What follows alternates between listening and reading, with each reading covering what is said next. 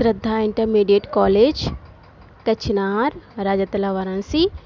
कक्षा 10, विषय है संस्कृत। छात्रों, आप लोगों ने संस्कृत में प्रथमा यानी संस्कृत गद्य भारती के प्रथमा पाठ कवि कुलगुरु कालिदास का कुछ गद्यांश अवतरण यानी गद्य अवतरण पढ़ा था। आज हम उसी के आगे की गद्य यानी गद्यांश अर्थात गद्य अवतरण को पढ़ेंगे। तो आइए हम आज उसी गद्य अवतरण को पढ़ते हैं।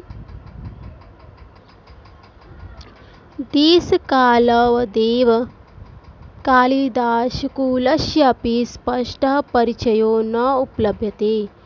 देशकालवदेव, देश काल की भांति, देश काल की भांति कालिदास कुलस्यापि, कालिदास के कुल का अपि भी स्पष्ट परिचयो परिचय न उपलभ्यते नहीं मिलता है।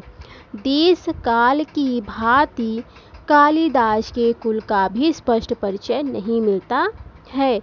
तस्य कृतिषु वर्ण आश्रम धर्म व्यवस्थाया यथा तथ्येन प्रतिपादनेन एतद् अनुमीयते यत् तस्य जन्म विप्रकुले अभवत्।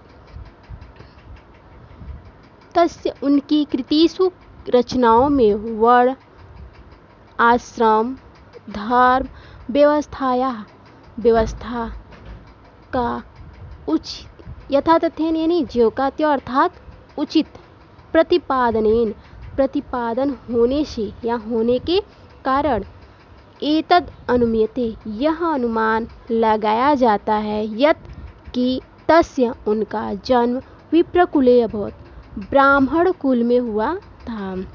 उनकी रचनाओं में वर्ण आश्रम धर्म व्यवस्था का ज्यों का त्यों अर्थात उचित प्रतिपादन होने के कारण यह अनुमान लगाया जाता है कि उनका जन्म ब्राह्मण कुल में हुआ था।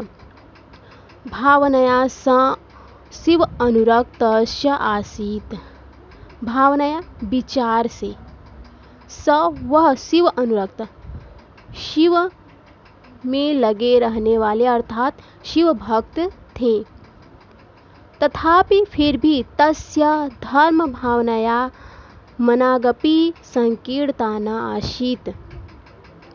तथापि फिर भी तस्य उनकी धर्म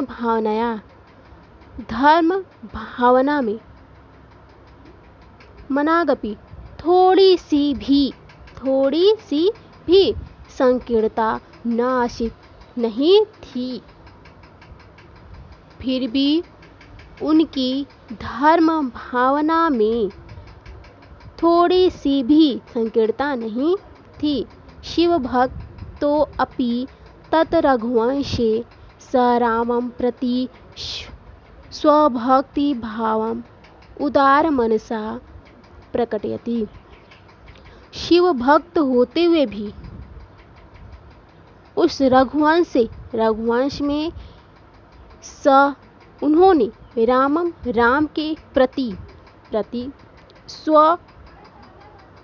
अपनी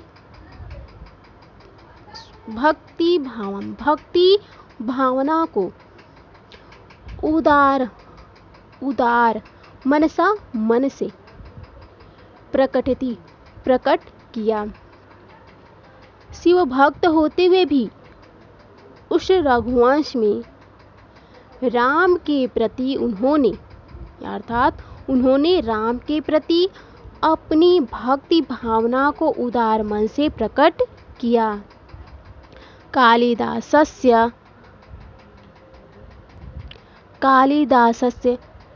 जीवनवृत्तं सर्वथा अज्ञान अंधकारात् आच्छन्नम् आसीत्।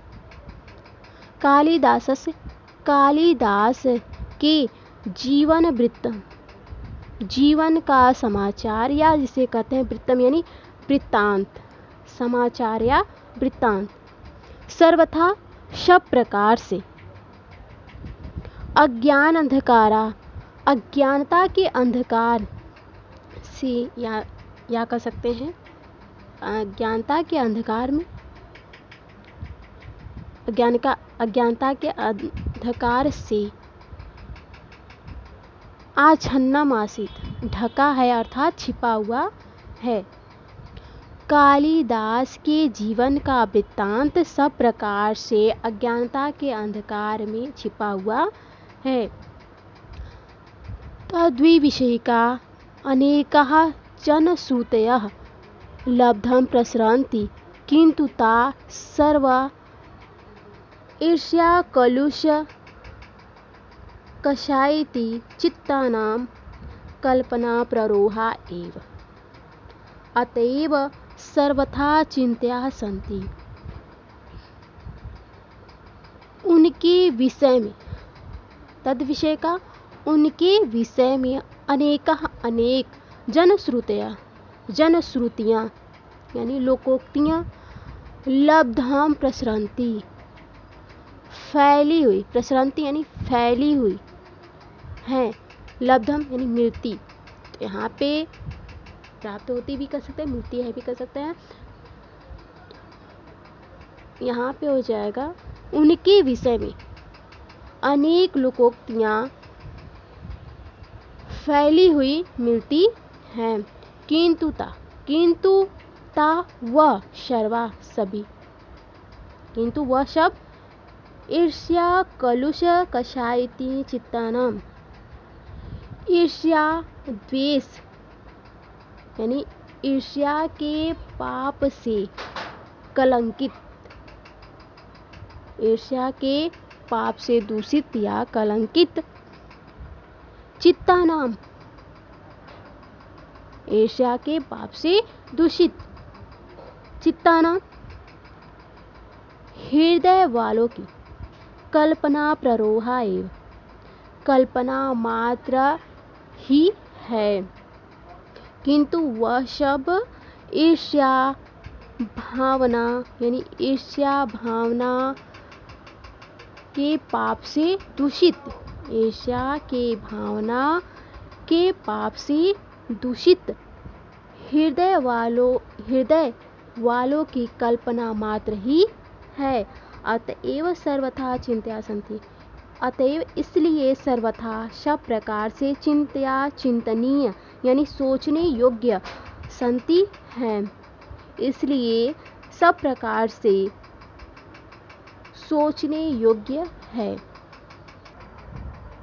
कालिदासस्य नवोन्मेषालिन्या प्रज्ञायाः उन्मीलनं तस्य कृतिषु न अस्ति इति कस्यचित् सुधिया परोक्षम्। कालिदास की नवोन्मेषालिन्या नई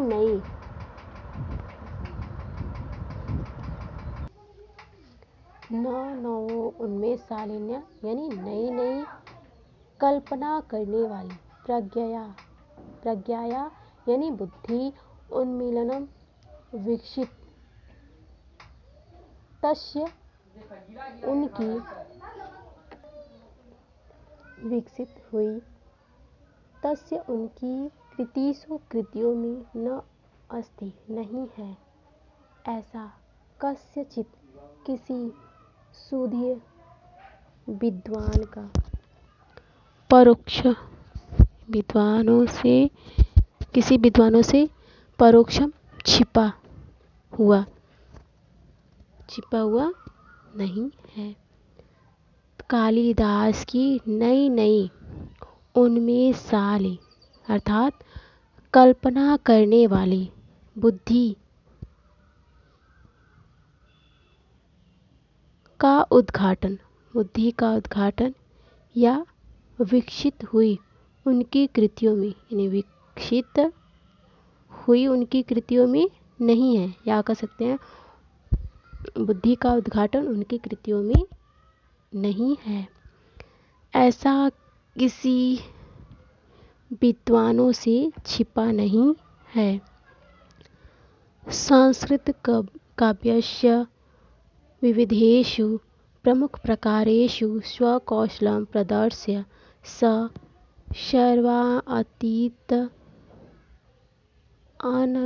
आगतान् कवीन् अतिशिष्ये।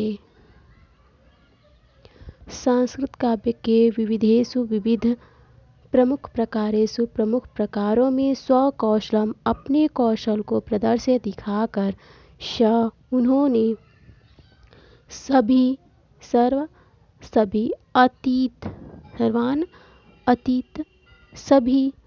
अतीत यानी भविष्य, आगतान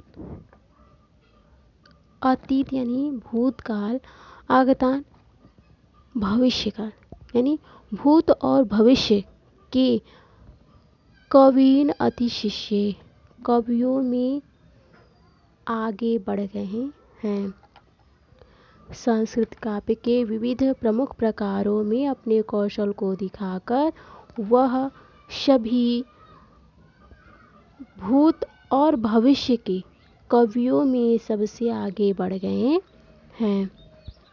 रघुवंशं कुमारसंभवं च तस्य महाकाव्यं द्वयं मेघदूतं ऋतुसंहारं खण्डकाव्यं मालविकाग्निमित्रं विक्रमोर्वशीयम् अभिज्ञानशाकुन्तलं च नाटकानि सन्ति।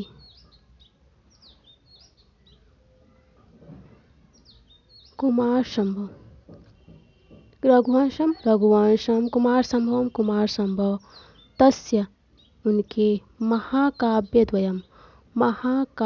द्वयम दो च और रघुवंशम और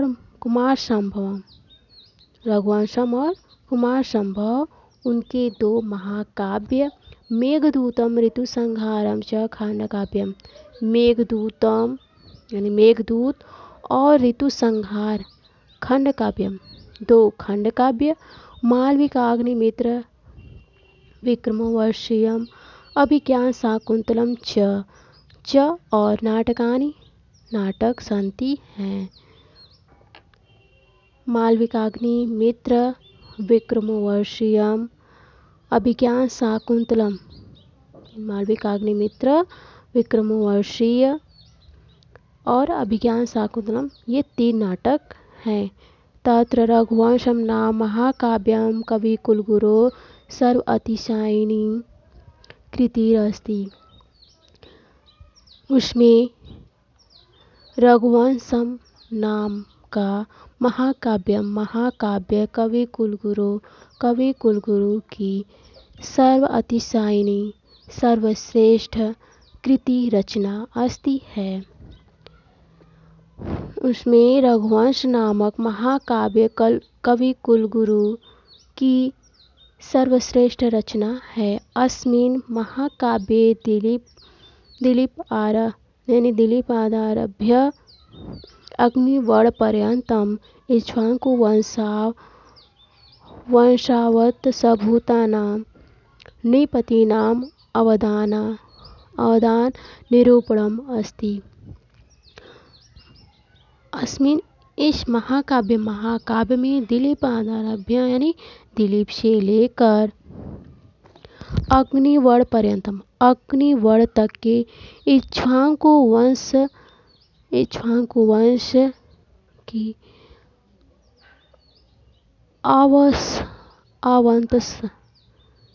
आवंत तो आभूषण स्वरूप या शोभा बढ़ाने वाले सभूतानाम संपूर्ण नृपति नाम राजाओं की अवदान यानी चरित्र का निरूपणम वर्णन अस्ति है।